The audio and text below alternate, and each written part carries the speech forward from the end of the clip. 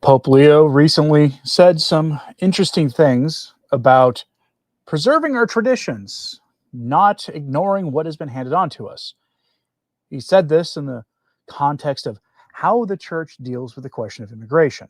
Many of us, when we saw him say this just yesterday, were left a little baffled, asking to apply this to the liturgy, apply this to ecclesiology and other questions of the faith, the moral teachings of the church, and the integrity of the Catholic faith as a whole. Some of us have become quite confused in the last, I guess, couple decades at least, in the incoherency of what has been taught coming from Rome. But someone who's been fairly consistent on teaching was Cardinal Robert Sarah, somebody who many of you had hoped to see become Pope. I said from the start of the conclave he was too old. He was never going to be Pope. He was already approaching 80. The chances of an 80-year-old becoming Pope were next to zero. But here is Cardinal Sarah gave an interview, and he is completely just at a loss for these reignited liturgy wars. Especially, he admits that if you're looking to find the place where Catholics are practicing the faith, it will be at a traditional liturgy. In the West, that means at the traditional Latin Mass. Everybody there is practicing the faith. Badly in some cases, living saints in the other cases, and in between in most cases. But in general, you find, if you are wanting to find people where you'll consistently find practicing the faith, it's there. As well as, of course, in the East, in the Eastern liturgies and things. But, of course, the question of the day is the traditional Latin Mass. So we go to Per Mariam to start this. That is the Substack of Mr. Michael Haynes, who is a accredited member of the Vatican press pool, with the headline, Cardinal Sarah, why have we turned the liturgy into a battlefield? The Cardinal highlighted the lively faith of Latin Mass devotees, while Archbishop Gonsfine urged swift resolution to Pope Francis's restrictions.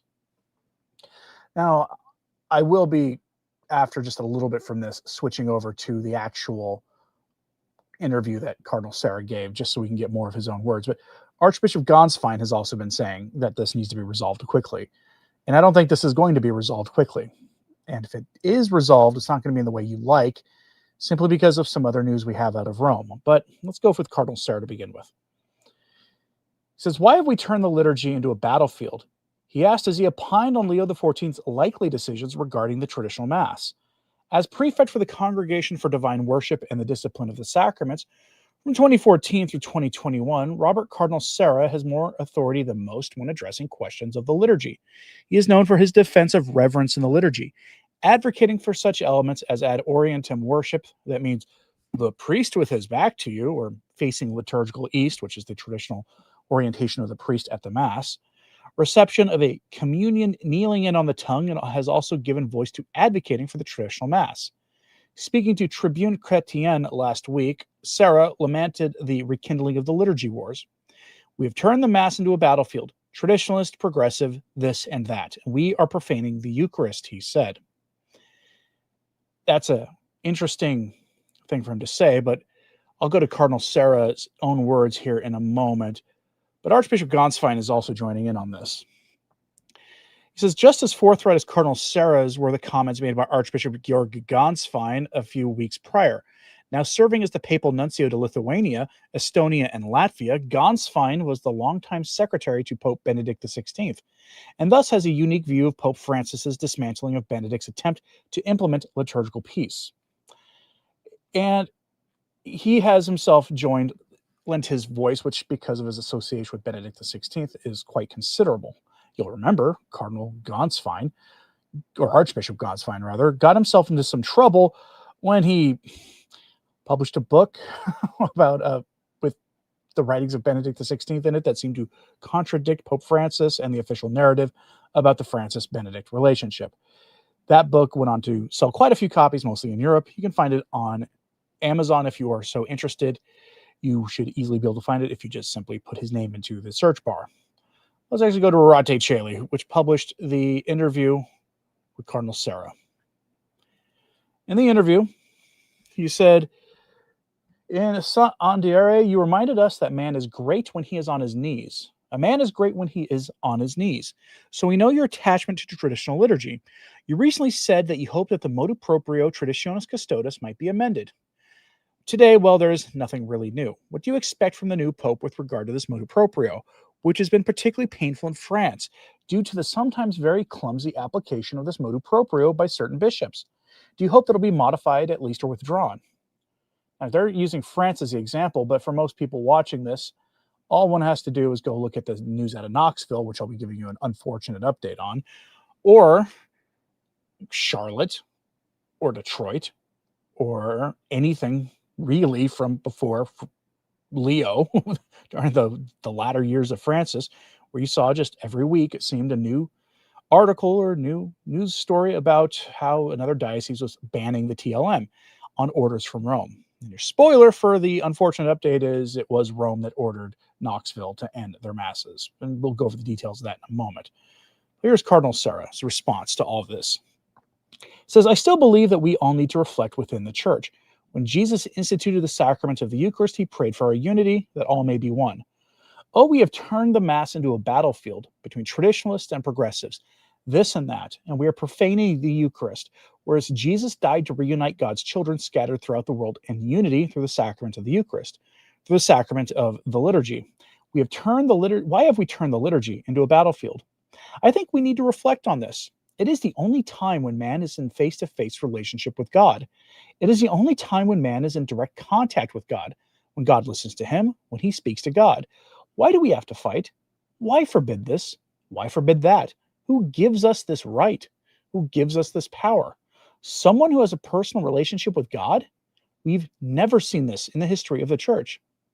So I think that if the Pope tries to see that it's not easy because the question is a matter of faith, how we believe is how we pray. If we don't have faith, we can't take action. If we don't believe, nothing will change. We continue to fight over the liturgy. We continue to bully certain people. Whereas, in fact, when we really look at the Christians who practice today, they're the ones who go to traditional Mass. So why forbid them? On the contrary, we should encourage them. I don't know what the Pope will do, but he is aware of this battle. He is aware of this difficulty. To which the interviewer asks the obvious question. You had the opportunity to discuss it with him when you met him. Cardinal Sarah says, yes, I had the opportunity. This is in reference here to Cardinal Sarah having met, and it made the news, when he met with Pope Leo last week. They discussed the traditional Mass. Cardinal Sarah is now confirming that. The Pope is aware.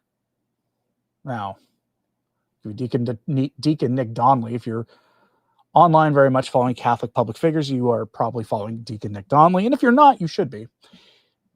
Deacon Nick Donnelly asks, what does this actually mean? Why can't they be straight talking? Pope Leo XIV's awareness of the traditional Mass has not resulted in reining in Bergoglians closing down TLM parishes. Quite the opposite, things have got worse over the past 4 months. And that is objectively true.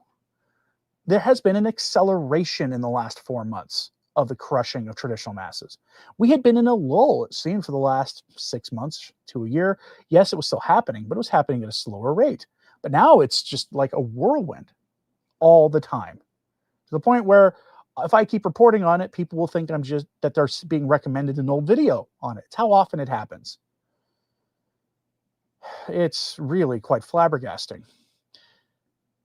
And Pope Leo may be aware, but this news is disconcerting. Published on the 13th of October in the Catholic Herald under the headline, Exclusive, Knoxville Diocese indicates Vatican order for end of all diocesan Latin Masses. Now, you can read this many ways.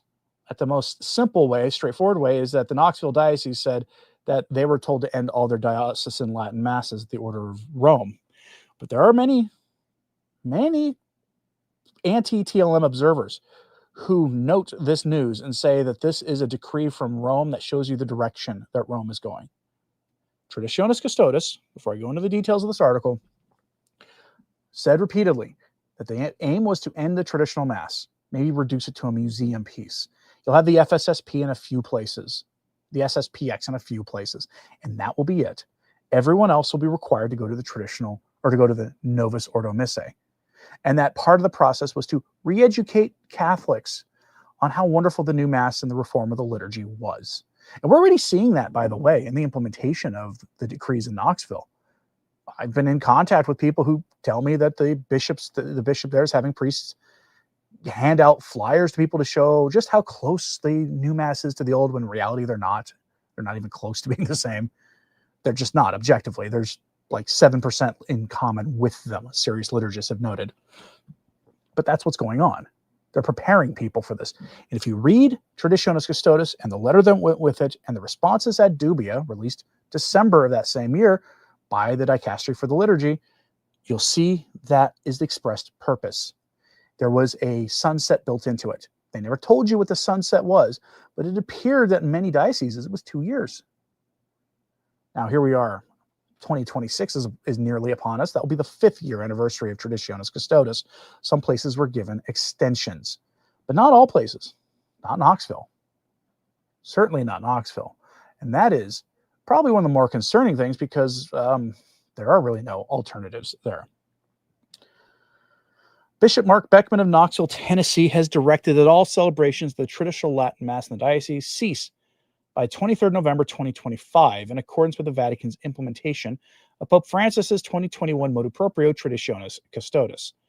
The move, confirmed with the Catholic Herald by Diocesan Communications Director John Meckelborg, follows instructions from the Dicastery for Divine Worship and the Discipline of the Sacraments to bring Knoxville into conformity with the Holy See's guidance. Communities affected include Holy Ghost Church in Knoxville, St. Henry Parish in Johnson City, and the Basilica of Saints Peter and Paul in Chattanooga, where the 1962 Missal has been celebrated regularly since 2014. No alternative venues for the pre-Vatican II rite have yet been designated, and it doesn't look like there's ever going to be any designated. In a letter circulated among parishioners at St. Mary's Church, Johnson City, on 7th of October, parish clergy announced a gradual transition from the extraordinary form to the ordinary form of the Roman Rite. The letter outlined that traditional elements such as Ad Orientem celebration, Gregorian chant, use of the communion rail, and Latin would continue within the 2002 Missal, that's the Novus Ordo Missal, reflecting what diocesan officials describe as, quote, the faithful's desire for these rites. Father David Carter, rector of the Basilica of Saints Peter and Paul, addressed the change in an October homily titled Treasures New and Old, Unity in Faith Post Traditionis Custodes. And we'll pause here. That was the condescending homily I read to you yesterday or the day before. Utterly condescending and just mind-blowingly tone deaf. He said the decision, quote, marked a path of unity, affirming the move to modern missal would, quote, preserve the treasures of our tradition while remaining in full communion with the Church, suggesting, as an aside, that if you are dedicated to the traditional Mass, you are not in full communion with the Church.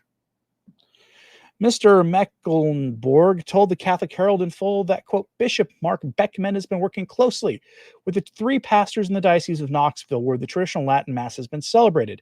No issues were identified in the celebrations.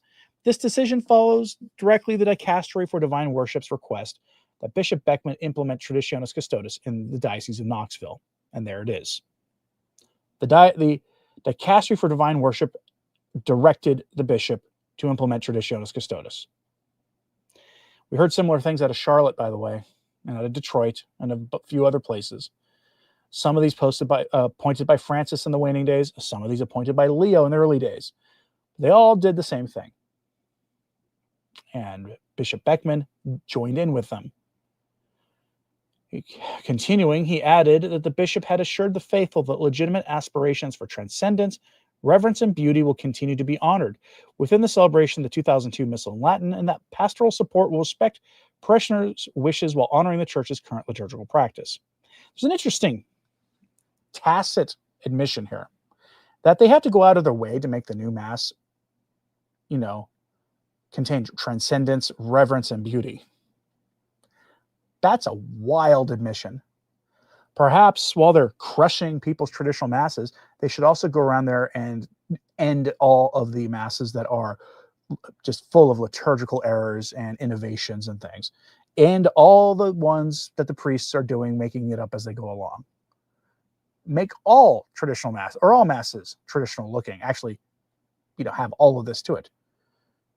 But they won't do that because they don't actually care that much.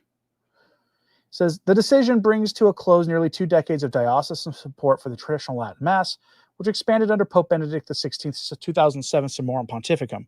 Across the United States, similar restrictions have followed Vatican instructions to ensure that diocesan worship aligns with the post-conciliar liturgical reforms. So it was directed by the Vatican. So now I'm going to show you something here. Well, we'll start here, though. Shawnee with the $5 super chat. Thank you. It says Paul VI, John Paul II, Francis, and Leo XIV legacy on full display. Benedict XVI was a failure. That's a hot take. Many of you will not agree with that, but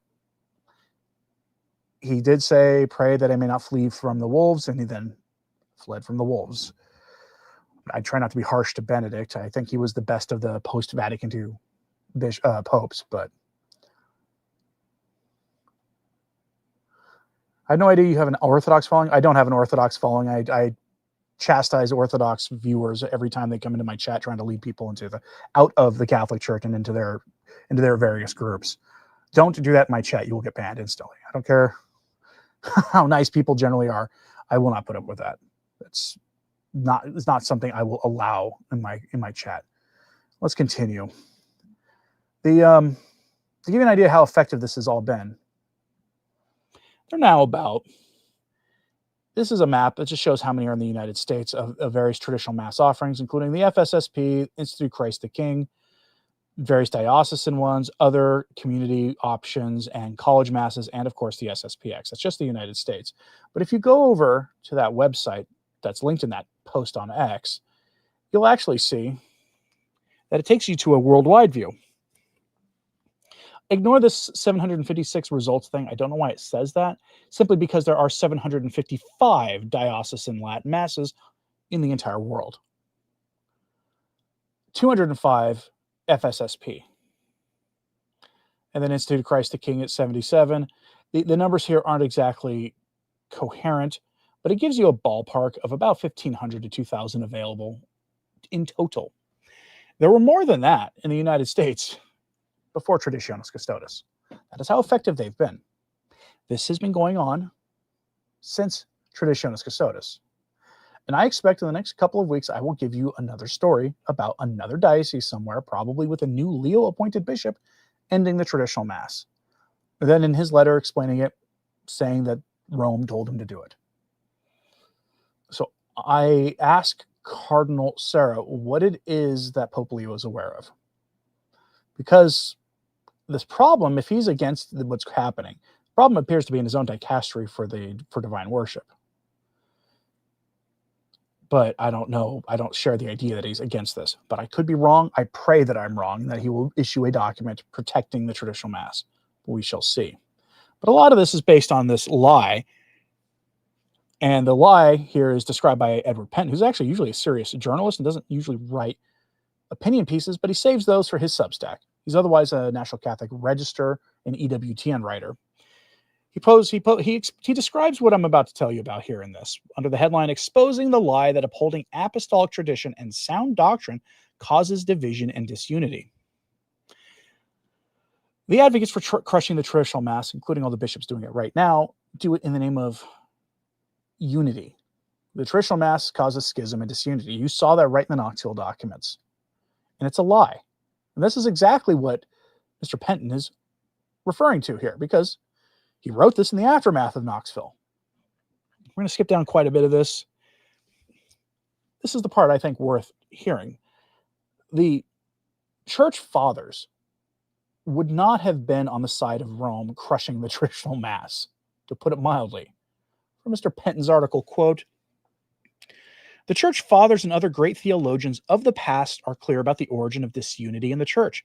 St. Augustine of Hippo identified the deliberate rejection of established doctrine as a main source of schism and division. St. Irenaeus of Lyons, in his writing against the Gnostics, argued that heresies fracture the church's unity by introducing teachings contrary to apostolic tradition.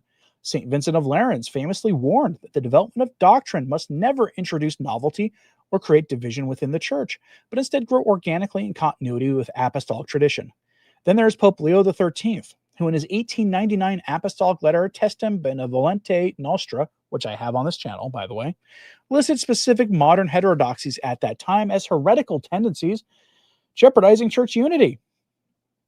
In other words, Pope Leo XIII said, essentially, attempts to modernize the faith, make the church more relevant to the world by giving lip service to the church's teaching, but making the practice violate the church's teaching, like in Fiducia Supplicans and Amoris Laetitia, that those are heretical tendencies that jeopardize church unity. Mr. Penton continues, and yet so often during those Francis years of revolution, and even now during the pontificate of Pope Leo, it is Orthodox Catholics, often traditional, but not exclusively so, who continue to be accused of being the ideologues, the dividers, and the dissenters, all for simply holding the line and defending apostolic tradition in the face of a prevailing storm of heterodoxy and heresy, end quote. He wants to fight for unity in the church and against heresy and all the dividing factors in the church. Pope Leo could do one easy thing. He could impose silence on James Martin, at the very least, if not reduce him down to layman status and offer to let him spend his days in a monastery praying on the things he has done so that he may find full, true repentance and die in the good graces of God when his time comes. He could do that. He could offer the ultimate punishment for Marco Rupnik. That would probably cause unity. He could end all the breaks in church teaching that were promoted by Francis and then that he himself repeated, especially on capital punishment and immigration and a few other things. In other words, he could teach the faith and punish those dissenters, true dissenters in the church. They're the ones with the institutional power. They're the ones trying to push the church off the cliff and replace it with their new synodal church, their ape of the church of prophecy. But that's not what's going to happen. And if you need proof of this, you may have seen this next story in passing. It was reported a couple of days ago that the Vatican has decided, in the true spirit of ecumenical dialogue and synodal discernment and accompaniment, that a certain other religion, the Ottomans or the crescent moon worshippers, as we have to call them, that they are, as some Vatican officials tried to tell us laughably, they worship they worship God the Father. Well, no, they don't. They don't. Logically, they do not. In fact, it's just an evil heresy, what they're doing. Basically paganism. But in the nature of ecumenical dialogue and synodal encounters, that the Vatican should have a permanent space for them to be welcome. This group that we're sort of obliquely talking about, that on every social media platform you cannot critique if you're a Christian, otherwise you are going to get stuck into some time out for quite some time. Found that out the hard way. That group actually has publications where they openly talk about wanting to conquer Rome. By Rome, they mean the Vatican. They mean the Catholic Church. Conquer and destroy, and then take St. Peter's and the rest and turn them into their temples. They're very open about this. This is not news to anybody who's paid attention to that group. They're a group that I think is probably the biggest threat in the West. Hot take for some people, I suppose. Biggest threat after the modernists, of course. But the Vatican decided that what you should do is to make them happy is to, do what this Novus Ordo Watch headline says. Vatican Library provides prayer room for Ottoman visitors. A prayer room in the Pope's personal library. Why? I saw a hot take from, I don't know if he's in the chat today, Anthony Abbott of Avoiding Babylon, but he said, the easiest way to prevent what happened with the altar the other day in St. Peter's, where a man tried to relieve himself, dropped trowel and tried to relieve himself on the altar, and then it was reconsecrated afterwards at the order of the Pope. The easiest way to prevent things like that from happening is to not allow non-Catholics into those spaces. It's a harsh way to deal with it, but there have been several desecrations of these kinds in the last few years. Maybe there should be stronger measures taken. And that would also prevent this kind of abomination from happening. From the Novus Ordo Watch article, hot off the presses from our popular You Can't Make This Stuff Up department, the Vatican Apostolic Library in Vatican City is happy, at least upon request, to provide Ottoman visitors with a prayer room so as to accommodate their practice of a false religion. In an interview with the Reverend Giacomo Cardinale, which was published today in the progressivist Italian daily La Repubblica, followers of the false prophet, redacted, are assured that their objectively false worship is welcome in the sacred halls of the Vatican Library, albeit in a separate room. The German Novus Ordo news site katholisch.de has released a report on the paywalled interview in English translation. Now, katholisch.de is the German bishop's website, the heretical German bishops.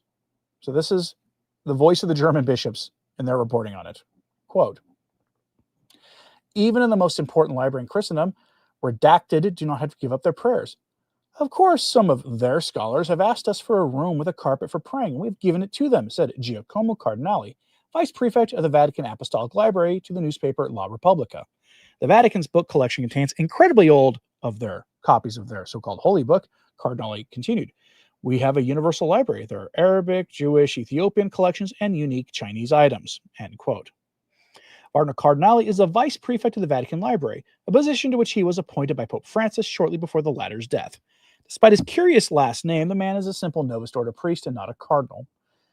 That a Catholic library would also include books from other religions, even one so as foul as the Ottomans' book, is not unusual nor objectionable, as access to them is sometimes needed or useful for certain researchers or other authorized individuals. However, they should probably not be available to the general public. There's a good reason why the Church censors books and maintains an index of forbidden books. What we see here is yet another step in the ongoing Vatican descent into ever greater apostasy. It is brought to you by the Vatican II religion, which declares in one of its founding documents that the adherents of that religion, quote, along with us adore the one and merciful God who on the last day will judge mankind, end quote. And that is how you know Vatican II is dangerous, because that is objectively false. They don't adore with us the same one God. They deny the divinity of Jesus Christ. They call anybody who holds to the Trinity pagan. So, objectively not true. Sorry, hot take for those who don't like it. Welcome to Return to Tradition. Enjoy your stay. I'm curious what you think of this. Does any of what I just told you surprise you? That the Vatican, under current management, is allowing a prayer room for that group. Why are they doing this? This is not out of some negotiation for peace, maintain peaceful relationships where a cathedral that was turned into one of their temples, maybe that agreement is arranged so that Catholic priests can offer a mass somewhere on site in this historically significant place in a complicated area where prudence suggests this is the best course. The church has actually, before Vatican II, allowed that kind of thing. This isn't Vatican City. Amazing. Shawnee said with a super chat, says, guard the church I have loved. Pius IX's dying words. He would never stop crying, throwing up if he could see what the post-1963 popes have done. You're correct on that, without question. I can't even imagine what Pope Pius X would think about what's going on in the church today. I wonder if he'd had if somebody could show him during his papacy what would happen if he would have taken more tyrannical appearing approach to things, being more strong-armed. People would label it tyrannical. But it might be what was needed to prevent what we're living through now. Because the errors we're dealing with now are condemned explicitly in his encyclical Pascendi Dominici Gregis. They are defined there, and they're condemned there. And right after he wrote that, he issued another document with the Oath Against Modernism. And the modernists went underground. He did what he could to get rid of as many as he could, but he couldn't get rid of all of them. But I'm very curious what you think about this. Laura says, "Little buckle up, the ride because of tradition where you get the truth." I tell you the truth as I understand it. That's all. And I don't mean to sound like I'm full of myself or anything. It's just I have no tolerance for people insulting God the way they do when they say, "Oh, this group who insults our blessed Lord, they worship the same God." No, you don't. You don't. You do not objectively do so. Ryan says, Oath Against Modernism, when did they stop that? In the 1960s, I believe, right after Vatican II.